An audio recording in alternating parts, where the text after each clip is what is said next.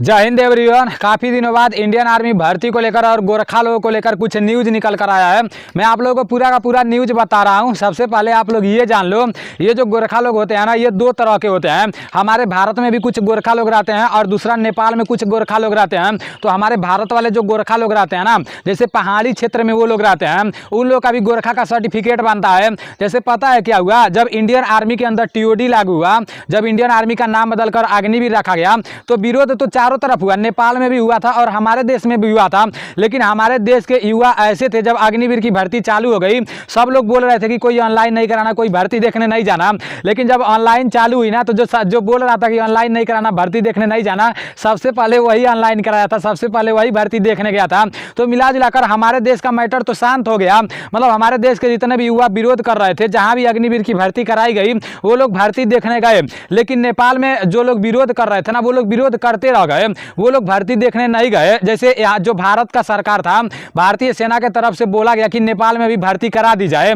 वहाँ मतलब पूरा का पूरा डेट वेट भी डाल दिया गया था। लेकिन वहाँ का सरकार वहाँ के युवाओं को मना कर दी। वो लोग बोले कि ये 4 साल वाली भर्ती पसंद नहीं है, तो कोई भी युवा भर्ती देखने नहीं गया था। उस पर मैं वीडियो भी बनाया था, मैं आप लोगों को दिखाया भी था। मैं अपने पास से नहीं दिखाया था, वो न्यूज़पेपर में सब कुछ छापा गया था।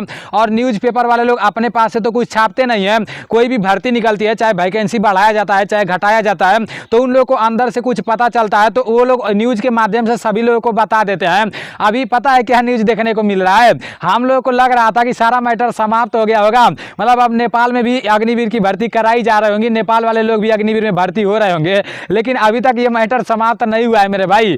जो भी न्यूज़ निकल कर आया है, पहले सारा का सारा न्यूज़ देख लेते हैं। आप लोग पूरा वीडियो देखना, तभी सारी बातें समझ पाओगे। देखो यहाँ पर लिखा गया है, नेपाली गोरखा आज़ादी के पहले से ही भारतीय सेना का अहम हिस्सा रहे हैं, लेकिन फिलहाल उनका इंडियन आर्मी में आना बंद हो गया है। यह अभी स्पष्ट नहीं है कि सेना में नेपाली गोरखाओं का भी भर्ती अब शुरू होगी।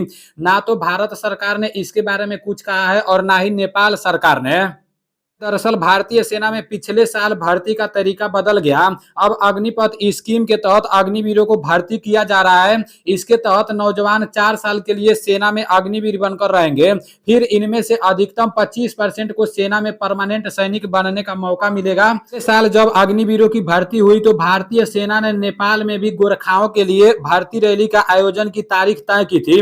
मैं आप लोग को उस टाइम बताया भी था, जिस टाइम हम लोग का भर्ती चालू हुआ था, उस टाइम नेपाल में भी भारतीय सेना के तरफ से बोला गया था कि वहां पर भी मतलब भर्ती करा दिया जाए। लेकिन उस टाइम वहां पर भर्ती नहीं कराया गया, कोई भी भर्ती देखने नहीं गया था। उसी के बारे में यहाँ पर लिखा गया है। और आगे लिखा गया है, लेकिन नेपाल सरकार की इजाजत न मिलने की वजह से भर्ती रैली नहीं हो पाई। उस वक्त नेपाल में उथल पुथल भी मची थी। वहां के प्रशासन ने कहा कि नेपाली नौजवान अग्निपथ स्कीम में आएंगे या नहीं, इसका फैसला नई सरकार लेगी। नेपाल में पुष्प कमल दहल प्रचंड की अगुवाई में नई सरकार बनी, लेकिन उसने भी कुछ स्पष्ट नहीं किया कि नेपाल के गोरखा भारतीय सेना में भर्ती होंगे या नहीं। फिलहाल तो नेपाल में इस मामले को लेकर कोई चर्चा भी नहीं हो रही है। अब सवाल उठता है कि भारतीय सेना में नेपाली गोरखाओं की कमी कैसे पूरी हो रही है। यह सवाल इसलिए क्योंकि भारतीय सेना में गोरखा 7 रेजिमेंट है। आर्मी की हर इन्फेंट्री यानी पैदल सैनिकों वाली बटालियन में करीब 800 जवान और जेसीओ गोरखा होते हैं। आजादी के वक्त 10 गोरखा रेजिमेंट थी, उनका भारत और ब्रिटेन के बीच बंटवारा हुआ।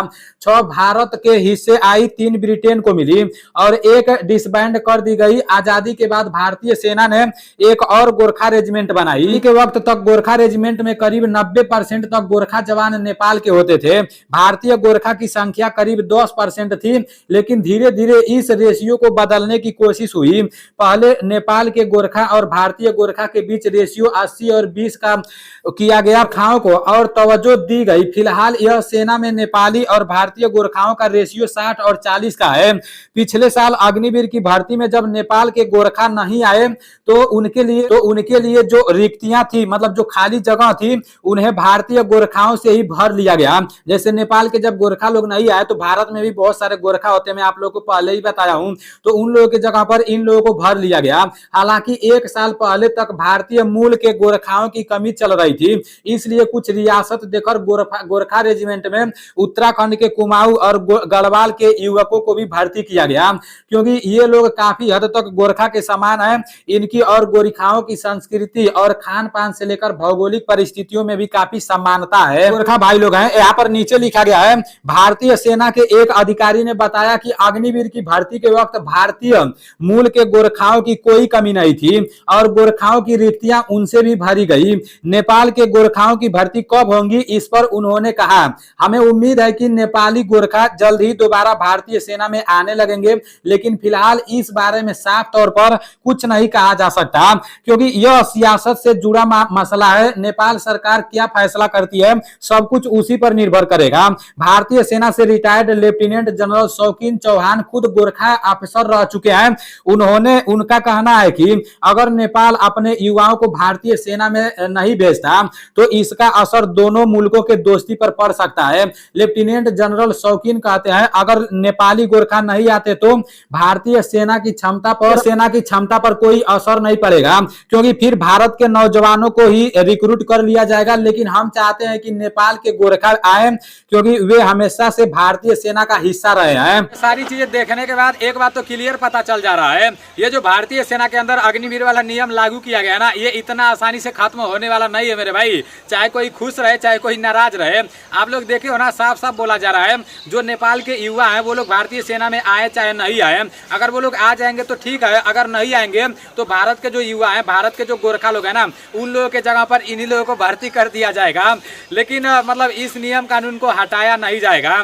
तो देखते हैं आगे क्या होता है। फिलहाल जितने लोग भी अग्निवीर की तैयारी में लगे हुए हो ना, दिलो जान से लगे रहना। जितने लोग का एज है बस वही लोग ना लगे रहेंगे। अब जिन लोग का एज खत्म हो गया है वो लोग तो कभी जिंदगी में भर्ती नहीं देख पाएंगे क्योंकि सारा का सारा नियम कानून बदल गया है। पहले जिस तरह से भर्ती कराया जाता था ना, अब उस तरह से नहीं है कि दोबारा 10 करके तिबारा 10 करके जाके लाइन लगा के दौड़ के आर्मी में भर्ती हो जाएंगे। सारा का सारा नियम कानून चेंज हो चुका है मेरे भाई। इसलिए जितने लोग का अभी एज है, जितने लोग का ऑनलाइन हो गया है, उन लोगों को जबरदस्त तरीके से तैयारी करते रहना है क्योंकि हम लोगों को 25-75% के लिए सिलेक्शन नहीं लेना है, हम लोगों को 25% के लिए सिलेक्शन लेना है, ठीक है ना। 75% में हम ही लोग थोड़ी के हैं भाई। अपना फिजिकल भी मजबूत रखना है और रिटेन भी मजबूत रखना है, फालतू कामों में ध्यान ही नहीं लगाना है, बस दिन रात इसी के बारे में सोचना है। चलो ठीक है, मिलते हैं अगले वीडियो में। जय हिंद। आप लोग देख रहे हो ना कितना भयंकर तरीके से शासन चलाया जा रहा है।